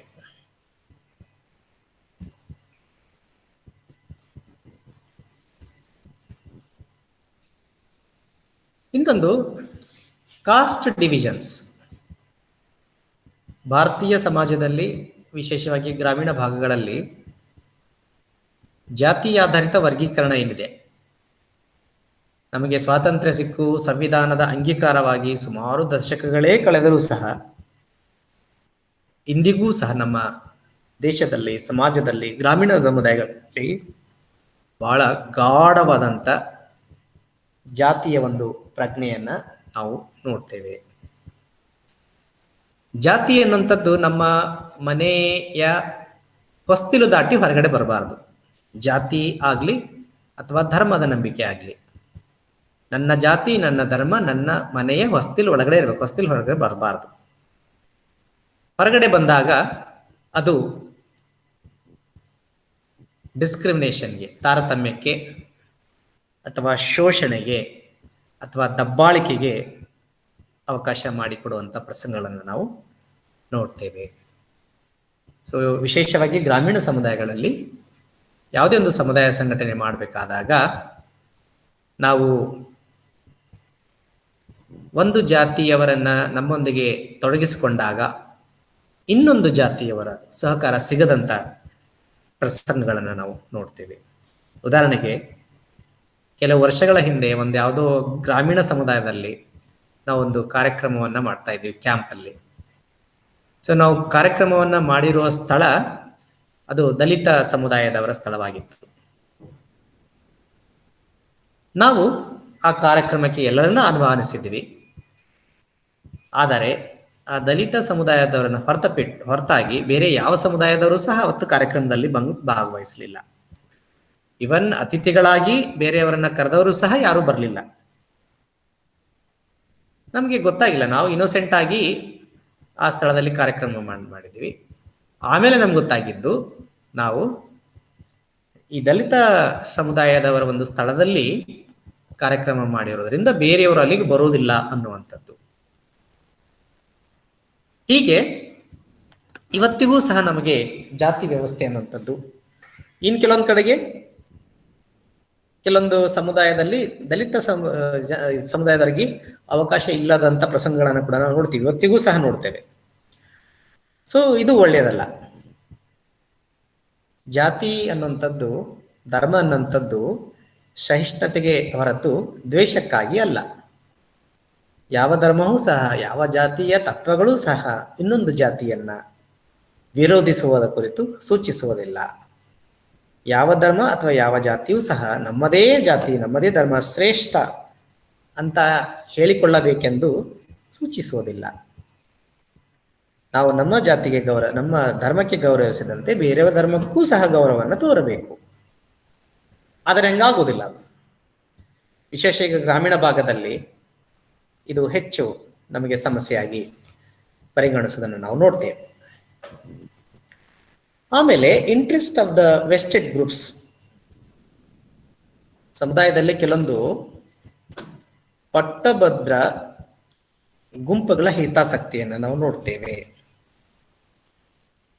ಪಟ್ಟಭದ್ರ ಗುಂಪುಗಳ ಹಿತಾಸಕ್ತಿ ಅಂತಂದ್ರೆ, ಸಮುದಾಯದಲ್ಲಿ ಕೆಲವೊಂದು ಡಾಮಿನೆಂಟ್ ಪ್ರಬಲವಾದಂಥ ವ್ಯಕ್ತಿ ಅಥವಾ ಗುಂಪುಗಳಿರ್ತವೆ. ಸಮುದಾಯ ಸಂಘಟನೆ ಮಾಡುವಂಥ ಸಂದರ್ಭದಲ್ಲಿ ನಾವೇನಾದರೂ ಅವರ ಒಂದು ಅಭಿಪ್ರಾಯಕ್ಕೆ ಮನ್ನಣೆ ನೀಡದಿದ್ದಲ್ಲಿ ಅವರು ಅಸಹಕಾರವನ್ನ ಅಥವಾ ಸಮಸ್ಯೆಯನ್ನ ತಲೆದೋರಿಸುವ ಪ್ರಸಂಗವನ್ನು ನಾವು ನೋಡ್ತೇವೆ. ಉದಾಹರಣೆಗೆ ನಾವು ಮಹಾರಾಷ್ಟ್ರದ ಒಂದು ಸಮುದಾಯದಲ್ಲಿ, ಒಂದು ನಿರ್ದಿಷ್ಟ ಸಮುದಾಯದ ಒಂದು ಸ್ಥಳದಲ್ಲಿ ಒಂದು ಮೀಟಿಂಗ್ ಮಾಡಬೇಕಾದ್ರೆ ಯಾವ ಗುಂಪಿನವರು ನಮಗೆ ಸಹಕಾರ ನೀಡಿರಲಿಲ್ವೋ ಅಥವಾ ಯಾವ ಗುಂಪಿನವರ ಅಭಿಪ್ರಾಯವನ್ನ ನಾವು ಮನ್ನಣೆ ನೀಡಲಿಕ್ಕೆ ಸಾಧ್ಯ ಆಗಿರ್ಲಿಲ್ವೋ ಅವರು ಆ ಮೀಟಿಂಗ್ ನಡೆಯುವಂತ ಸ್ಥಳದಲ್ಲಿ ಕಲ್ಲನ್ನು ಎಸೆದ ಪ್ರಸಂಗವನ್ನು ನಾವು ನೋಡಿದ್ದೇವೆ. ಅಥವಾ ಎಷ್ಟೋ ಸಲ ಬೇರೆ ಬೇರೆ ಮೆರವಣಿಗೆಯನ್ನ ಮಾಡುವಂತ ಸಂದರ್ಭದಲ್ಲಿ, ನಗರಗಳಾಗ್ಬೋದು ಅಥವಾ ಗ್ರಾಮಗಳಾಗ್ಬೋದು,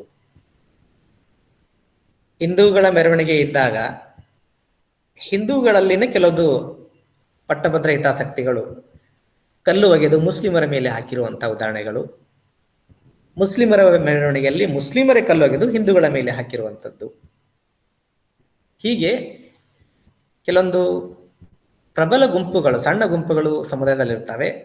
ಅವುಗಳು ಹೇಳಿದಂಗೆ ಕೇಳಿಲ್ಲ ಅಂದ್ರೆ ಕಾರ್ಯಕ್ರಮವನ್ನ ಕೆಡಿಸುವಂತ ಕೆಲಸಗಳನ್ನು ನಾವು ನೋಡ್ತೇವೆ.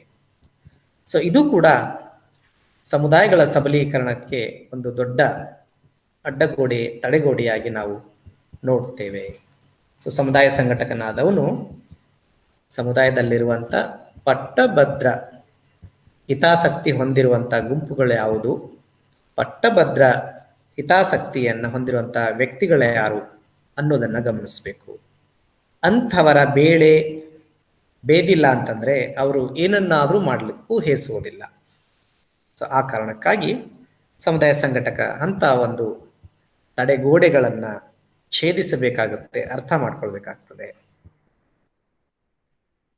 6ನೇ ಫೋರ್ಸ್ ಏನಂದ್ರೆ ದ ಕಮ್ಯುನಿಟಿ ಡಿಪೆಂಡೆನ್ಸ್. ವಿಶೇಷವಾಗಿ ನಮ್ಮ ದೇಶದಲ್ಲಿ ಇದು ಹೆಚ್ಚು ಸಮುದಾಯ ಸಂಘಟನೆಗೆ ಅಡ್ಡಿಯಾಗುವ, ಸಮುದಾಯದ ಅಭಿವೃದ್ಧಿ, ಸಮುದಾಯದ ಸಬಲೀಕರಣಕ್ಕೆ ಅಡ್ಡಿಯಾಗುವಂತ ಒಂದು ಅಂಶವಾಗಿದೆ. ನಮ್ಮ ದೇಶದ ಸಮುದಾಯ ಮತ್ತು ಜನಗಳು ಸಾಕಷ್ಟು ಸರ್ಕಾರದ ಮೇಲೆ ಅವಲಂಬನೆಯನ್ನ ಹೊಂದಿರೋದನ್ನು ನೋಡ್ತೇವೆ. ಎಲ್ಲವನ್ನ ಸರ್ಕಾರದವರೇ ಮಾಡಬೇಕು, ಎಲ್ಲವನ್ನು ಸರ್ಕಾರದವರೇ ಕೊಡಬೇಕು ಅನ್ನುವಂಥ ಒಂದು ಕಮ್ಯುನಿಟಿ ಡಿಪೆಂಡೆನ್ಸ್ ತುಂಬಾ ಕೆಟ್ಟದ್ದು. ಯಾವುದೇ ಒಂದು ಬದಲಾವಣೆ ತರಬೇಕಾದ್ರೆ ಆ ಬದಲಾವಣೆಯಲ್ಲಿ ಎಲ್ಲರದೂ ಪಾತ್ರ ಇರ್ತದೆ ಅನ್ನೋದನ್ನ ಇಗ್ನೋರ್ ಮಾಡುವ ಹಾಗೆ ಇಲ್ಲ. ಒಂದು ಸಮುದಾಯವನ್ನು ಅಭಿವೃದ್ಧಿಪಡಿಸಬೇಕಾದ್ರೆ ಗ್ರಾಮ ಪಂಚಾಯಿತಿಯ ಜವಾಬ್ದಾರಿ ಎಷ್ಟಿದೆಯೋ ಅಷ್ಟೇ ಜವಾಬ್ದಾರಿ ಪ್ರತಿಯೊಂದು ಮನೆಯ ಸದಸ್ಯರದ್ದೂ ಸಹ ಹೌದಾಗಿರುತ್ತೆ. ಒಂದು ಗ್ರಾಮದಲ್ಲಿ ಸ್ವಚ್ಛತೆಯನ್ನ ಕಾಪಾಡಬೇಕಂದ್ರೆ ಯಾರೋ ಬಂದು ಕ್ಲೀನ್ ಮಾಡಿದ್ರೆ ಸ್ವಚ್ಛ ಆಗೋದಿಲ್ಲ. ಪ್ರತಿಯೊಬ್ಬರೂ ಸ್ವಚ್ಛತೆಯನ್ನು ಕಾಪಾಡಿದಾಗ ಮಾತ್ರ ಆ ಗ್ರಾಮ ಸ್ವಚ್ಛವಾಗಲಿಕ್ಕೆ ಸಾಧ್ಯ ಆಗ್ತದೆ. ಸೊ ಹಾಗೆ ಸಮುದಾಯ ಹಲವಾರು ಸಂದರ್ಭಗಳಲ್ಲಿ ಸಮುದಾಯದ ಜನ, ನಮ್ಮ ದೇಶದ ಜನ ಸರ್ಕಾರದ ಮೇಲೆ ಅವಲಂಬನೆಯಾಗಿರುವಂಥದ್ದನ್ನು ನೋಡ್ತೇವೆ. ಸೊ ಪ್ರಸ್ತುತ ಸಂದರ್ಭದಲ್ಲಿ ಕೂಡ ಅನಿವಾರ್ಯವಾಗಿ ಲಾಕ್ಡೌನ್ ಮಾಡಿದ್ದಾರೆ ಅಂತಂದ್ರೂ ಸಹ ಹಲವಾರು ಗುಂಪುಗಳು, ಹಲವಾರು ಸಮುದಾಯದರು ನಮಗೂ ಸರ್ಕಾರದಿಂದ ಧನ ಸಹಾಯ ಸಿಗಬೇಕು ಅಂತ ಬಯಸುವಂಥದ್ದು. ನಿಜವಾಗ್ಲೂ ಅವಶ್ಯಕತೆಯಲ್ಲಿದ್ದು ಬಯಸುವುದು ಸರಿಯಾಗಿದೆ. ಆದರೆ ಅವಶ್ಯಕತೆ ಇಲ್ಲದೇನೆ ಸಹಾಯ ಬಯಸುವಂಥದ್ದು ಅದು ಅವಲಂಬನೆ ಆಗ್ತದೆ. ಸೊ ಈ ಸಮುದಾಯಗಳ ಅವಲಂಬನೆ ಎನ್ನುವಂಥದ್ದು, ಅಸಹಜವಾದಂಥ ಅವಲಂಬನೆ ಅಂತದ್ದು ತುಂಬಾ ಕೆಟ್ಟದ್ದು. ಅದು ಅಭಿವೃದ್ಧಿಗೆ ಪೂರಕವಾಗುವುದಿಲ್ಲ, ಅಭಿವೃದ್ಧಿಗೆ ಮಾರಕವಾಗ್ತದೆ. 7ನೇದು ಇನ್ನೊಂದು ಪ್ರಮುಖ ಒಂದು ಅಬ್ಸ್ಟ್ಯಾಕಲ್ ಏನಂದ್ರೆ ಕರಪ್ಷನ್, ಭ್ರಷ್ಟಾಚಾರ. ನಮ್ಗೆಲ್ರಿಗೂ ಗೊತ್ತಿದೆ, ನಮ್ಮ ಸಮಾಜದಲ್ಲಿ, ದೇಶದಲ್ಲಿ ಭ್ರಷ್ಟಾಚಾರ ಅನ್ನುವ ಪಿಡುಗು ಸಮುದಾಯಗಳ ಅಭಿವೃದ್ಧಿಗೆ ಗ್ರಾಮೀಣ ಭಾಗಗಳಲ್ಲಿ ಕೂಡ ಅಷ್ಟೇ ತೊಂದರೆಯನ್ನ ಉಂಟು ಮಾಡ್ತಾ ಇರುವಂಥದ್ದು. ಸೊ ಗ್ರಾಮಗಳಿಗೆ ಬರುವಂತ ಕೇಂದ್ರ ಮತ್ತು ರಾಜ್ಯ ಸರ್ಕಾರದ ಅನುದಾನ ಸಂಪೂರ್ಣವಾಗಿ ಗ್ರಾಮದ ಜನಗಳಿಗೆ ತಲುಪಿದರೆ ಖಂಡಿತವಾಗಿಯೂ ಸಹ ಒಳ್ಳೆಯ ಬದಲಾವಣೆ ಮತ್ತು ಜನರ ಸಬಲೀಕರಣ ಮಾಡಲಿಕ್ಕೆ ಸಾಧ್ಯ ಆಗ್ತದೆ.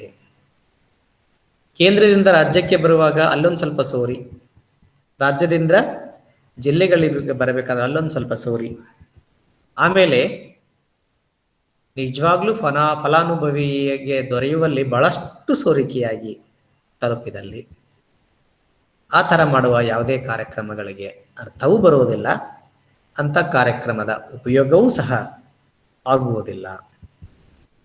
ಸೊ ಭ್ರಷ್ಟಾಚಾರ ಅನ್ನೋ ಒಂದು ಕೆಟ್ಟ ವ್ಯವಸ್ಥೆ ಅಥವಾ ದುಷ್ಟ ಒಂದು ವ್ಯವಸ್ಥೆ ನಮ್ಮ ಸಮಾಜಕ್ಕೆ ಒಂಥರ ಕ್ಯಾನ್ಸರ್ ಥರ ಅದು ಕಾಡ್ತಾ ಇದೆ. ಎಲ್ಲಿವರೆಗೂ ಇದು ಇದೆಯೋ ಅಲ್ಲಿವರೆಗೂ ವಾಸ್ತವವಾದಂಥ ಅಭಿವೃದ್ಧಿಯನ್ನು ನಾವು ಮಾಡೋದಕ್ಕೆ ಸಾಧ್ಯ ಆಗೋದಿಲ್ಲ. ಎಷ್ಟೋ ಅಪಾಯಿಂಟ್ಮೆಂಟ್ಸ್ಗಳಾಗೋದನ್ನು ನೋಡ್ತೇವೆ ನಾವು. ನಿಜವಾಗ್ಲೂ ಯೋಗ್ಯರಾದಂಥ ಮತ್ತು ಒಳ್ಳೆಯ ಬೌದ್ಧಿಕ ಶಕ್ತಿಯನ್ನು ಹೊಂದಿರುವಂಥ, ಟ್ಯಾಲೆಂಟ್ ಇರುವಂಥ ಅಭ್ಯರ್ಥಿಗಳು ದುಡ್ಡು ಕೊಡಲಿಲ್ಲ ಅಂದರೆ ಅವ್ರದ್ದು ಸೆಲೆಕ್ಷನ್ ಆಗೋದಿಲ್ಲ. ಕೆಲಸಕ್ಕೆ ಬಾರದ, ಏನೂ ಅಂತ ಎಬಿಲಿಟಿ ಇಲ್ಲದ ಆದರೆ ದುಡ್ಡಿರುವಂತಹ ಅಭ್ಯರ್ಥಿಗಳು ದೊಡ್ಡ ದೊಡ್ಡ ಪೋಸ್ಟ್ಗಳಲ್ಲಿ ಹಲವಾರು ಪ್ರಸಂಗಗಳಲ್ಲಿ ಸೆಲೆಕ್ಟ್ ಆಗೋದನ್ನು ನಾವು ನೋಡ್ತೇವೆ. ಸಾಮರ್ಥ್ಯ ಇಲ್ಲದವರಿಗೆ ಉದ್ಯೋಗವನ್ನು ಕೊಟ್ಟರೆ ಅವರು ರಿಟೈರ್ಮೆಂಟ್ ಆಗುವವರೆಗೂ ಸಹ ಅವರು ಕೆಲಸ ಅಂತೂ ಮಾಡೋದೇ ಇಲ್ಲ. ಮತ್ತೆ ಆ ವ್ಯವಸ್ಥೆಯನ್ನು ಹಾಳು ಮಾಡುವ, ವ್ಯವಸ್ಥೆಯನ್ನು ವೀಕ್ ಮಾಡುವ ಕೆಲಸಗಳು ನಡೀತವೆ. ಸೊ ಹೀಗಾಗಿ ಸಮುದಾಯಗಳಲ್ಲಿ ನಾವು ಸಬಲೀಕರಣ ಮಾಡಬೇಕಾದಾಗ ಭ್ರಷ್ಟಾಚಾರ ಮುಕ್ತತೆ ಮಾಡುವಂಥದ್ದು ಬಹಳ ಮುಖ್ಯ. ಭ್ರಷ್ಟಾಚಾರ ನಡೆಯದಂತೆ ನೋಡಿಕೊಳ್ಳೋದು ಬಹಳ ಮುಖ್ಯ ಆಗ್ತದೆ. ಎಲ್ಲಿ ಭ್ರಷ್ಟಾಚಾರ ಇರ್ತದೆ ಅಲ್ಲಿ ನಾವು ಒಳ್ಳೆಯ ಬದಲಾವಣೆ ನೋಡಲಿಕ್ಕೆ ಸಾಧ್ಯ ಆಗುವುದಿಲ್ಲ. ಯಾಕಂತಂದ್ರೆ ಬಂದಂತಹ ಸಂಪನ್ಮೂಲಗಳು ಸೋರಿ ಹೋದಾಗ ನಾವು ಅಂದುಕೊಂಡಂತ ಒಂದು ಸಾಧನೆಯನ್ನ ಮಾಡಲಿಕ್ಕೆ ಸಾಧ್ಯ ಆಗುವುದಿಲ್ಲ. ಇನ್ನೊಂದು ಸಬಲೀಕರಣಕ್ಕೆ ಅಡ್ಡಿಯಾಗುವಂಥ ಅಂಶ ಏನು ಅಂದರೆ delay in implementation of the programmes. ಕಾರ್ಯಕ್ರಮಗಳನ್ನು ಆಯೋಜನೆ ಮಾಡಿದ ಮೇಲೆ ಸರಿಯಾದ ಸಮಯಕ್ಕೆ ಅವುಗಳನ್ನು ಅನುಷ್ಠಾನಗೊಳಿಸಬೇಕು. ಇಲ್ಲದಿದ್ದಲ್ಲಿ ಅನುಷ್ಠಾನಗೊಳಿಸುವ ಕಾರ್ಯಕ್ರಮಕ್ಕೆ ಯಾವುದೇ ಅರ್ಥ ಇರುವುದಿಲ್ಲ. ಉದಾಹರಣೆಗೆ, ಇವತ್ತು ಕೋವಿಡ್ನ 3ನೇ ಅಲೆಯಿಂದ ತಪ್ಪಿಸಬೇಕು ಅಂದರೆ ನಮ್ಮ ದೇಶದಲ್ಲಿ ಸಂಪೂರ್ಣವಾದಂಥ ವ್ಯಾಕ್ಸಿನೇಷನ್ ಆಗಬೇಕು. ಅದು ಆದಷ್ಟು ಬೇಗ ಆಗಬೇಕು, ತುರ್ತಾಗಬೇಕು, 2-3 ತಿಂಗಳಲ್ಲೇ ಆಗಬೇಕು. ಅದನ್ನ ಮಾಡಲಾಗದನೆ ಲಕ್ಷಾನುಗಟ್ಲೆ 3ನೇ ಅಲೆ ಬಂದು ಲಕ್ಷಾನುಗಟ್ಲೆ ಜನ ಕೋವಿಡ್ಗೆ ಬಲಿಯಾಗಿ ಸಾವುಗಳು ಸಂಭವಿಸಿದ ಮೇಲೆ ನಾವು ವ್ಯಾಕ್ಸಿನೇಷನ್ ಮಾಡಿದರೆ ಅದಕ್ಕೆ ಅರ್ಥ ಇಲ್ಲ. ಯಾವ ಕಾರ್ಯಕ್ರಮಗಳು ಯಾವ ಉದ್ದೇಶಕ್ಕಾಗಿ ಯಾವ ಸಂದರ್ಭಕ್ಕಾಗಿ ರೂಪಿಸಲ್ಪಟ್ಟಿರುತ್ತದೆ ಅದು ಸಮಯಕ್ಕೆ ಸರಿಯಾಗಿ ಅನುಷ್ಠಾನಗೊಳ್ಳಬೇಕು. ಆದರೆ ನಮ್ಮ ದೇಶದಲ್ಲಿ ಹಲವಾರು ಕಾರ್ಯಕ್ರಮಗಳು ಸಮಯಕ್ಕೆ ಸರಿಯಾಗಿ ಅವುಗಳು ಅನುಷ್ಠಾನಗೊಳ್ಳುವುದಿಲ್ಲ. ಸೊ ಅನುಷ್ಠಾನಗೊಳ್ಳುವಿಕೆಯಲ್ಲಿನ ದ್ವಂದ್ವ, ನಿಧಾನಗತಿಯ ನೀತಿ ಏನಿದೆ, ಕಾರ್ಯಕ್ರಮಗಳ ಅನುಷ್ಠಾನಗೊಳ್ಳುವಿಕೆಯಲ್ಲಿನ ನಿಧಾನತೆ ಎನ್ನುವಂಥದ್ದು ಕೂಡ ಅಭಿವೃದ್ಧಿಗೆ, ಸಬಲೀಕರಣಕ್ಕೆ ಅಡ್ಡಿಯನ್ನ ಉಂಟು ಮಾಡ್ತದೆ.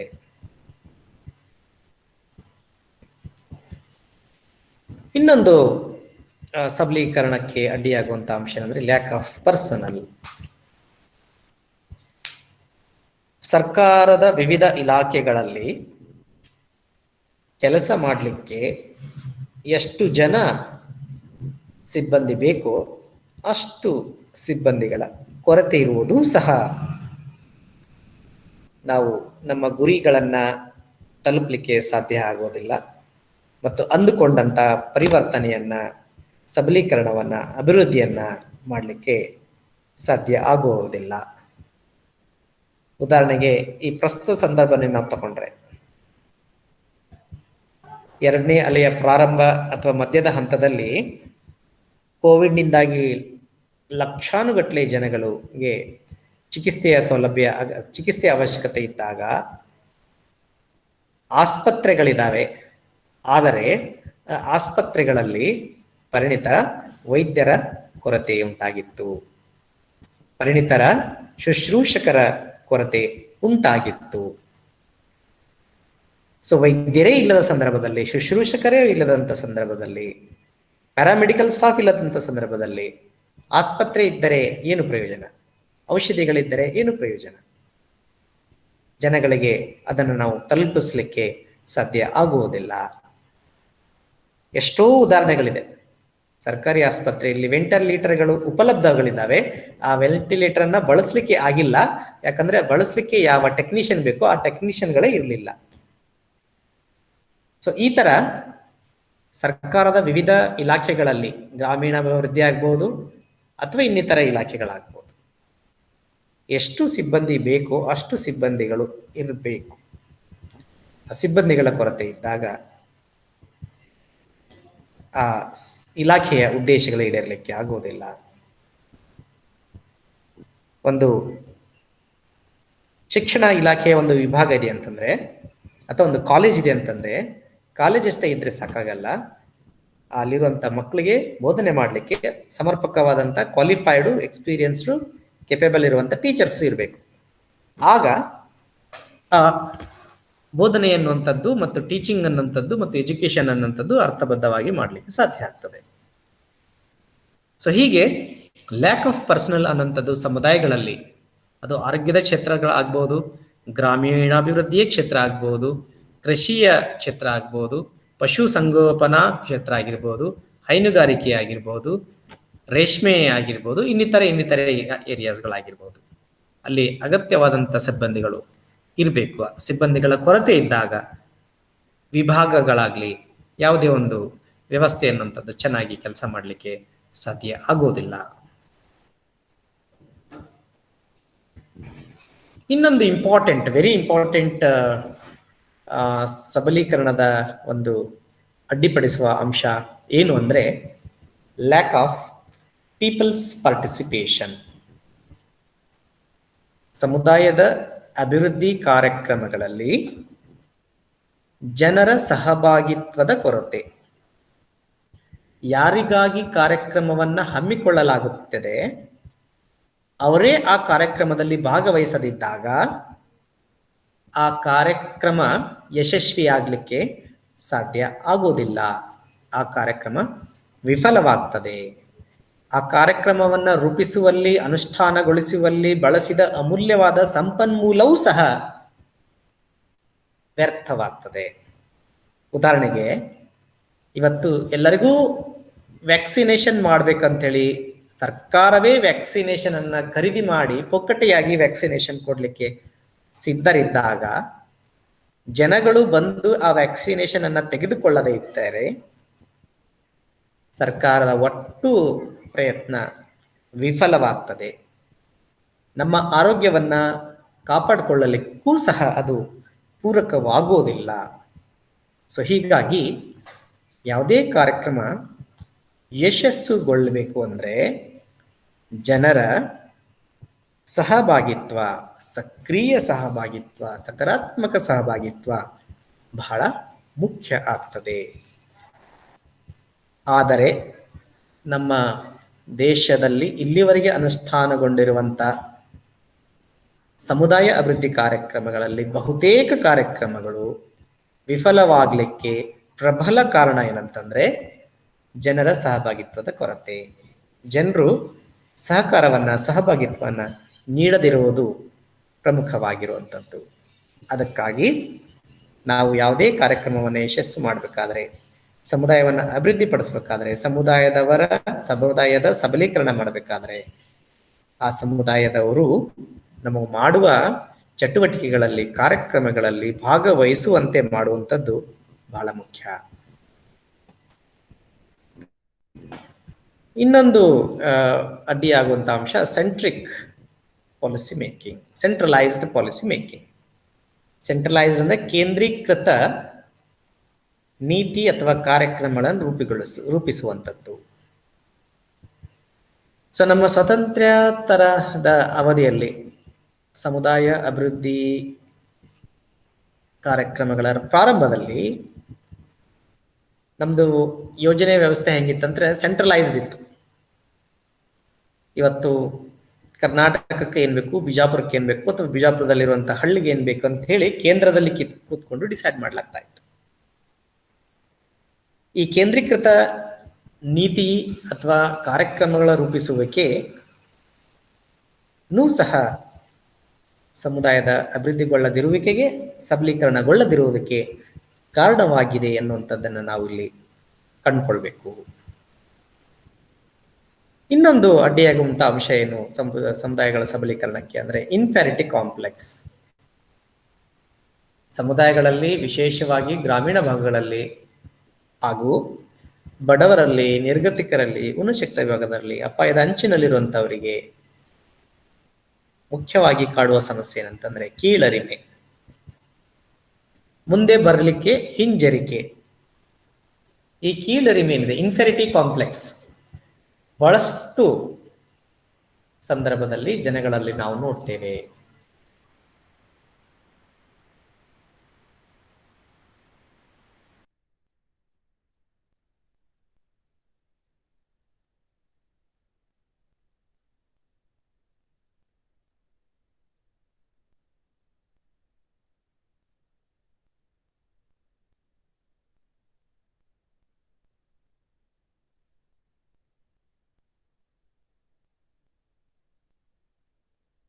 ನಾವು ಪವರ್ ಸ್ಟ್ರಕ್ಚರ್, ಪ್ರಭಾವ ಶಕ್ತಿಯ ರಚನೆಯ ಸಂದರ್ಭದಲ್ಲಿ ಕೂಡ ಇದನ್ನು ಚರ್ಚೆ ಮಾಡಿದ್ದೇವೆ.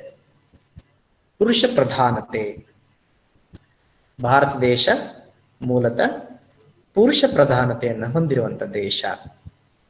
ಆದರೆ ವಾಸ್ತವಿಕವಾಗಿ, ನೈಸರ್ಗಿಕವಾಗಿ ಈ ವಸ್ತು ಪ್ರಪಂಚದಲ್ಲಿ ಪುರುಷರು ಮತ್ತು ಮಹಿಳೆಯರು ಸಮನಾಗಿರುವಂಥದ್ದು.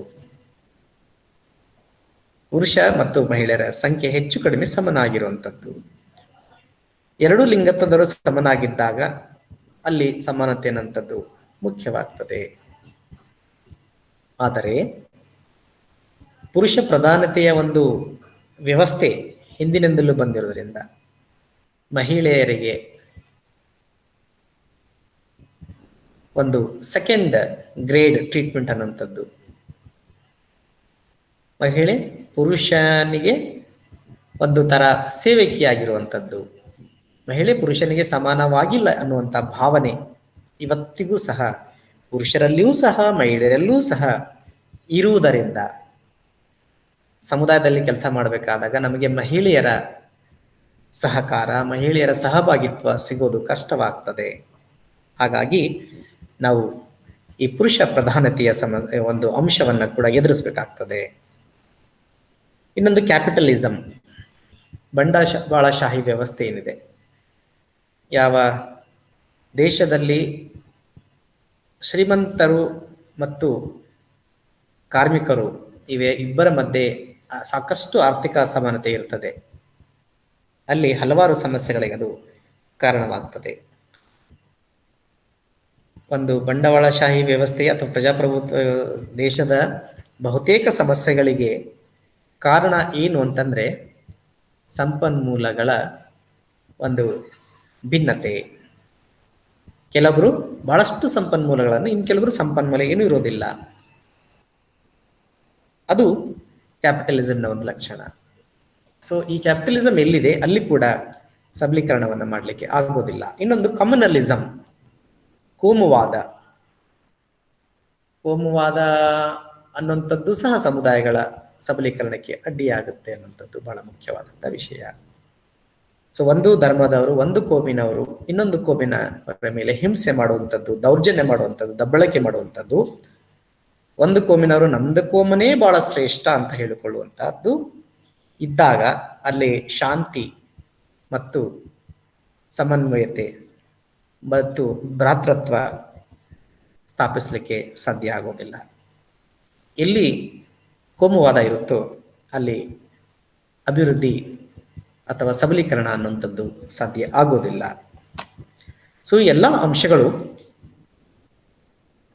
ಸಮುದಾಯದ ಒಂದು ಸಬಲೀಕರಣಕ್ಕೆ ಅಡ್ಡಿಪಡಿಸುವಂಥ ಅಂಶಗಳಾಗಿರ್ತವೆ.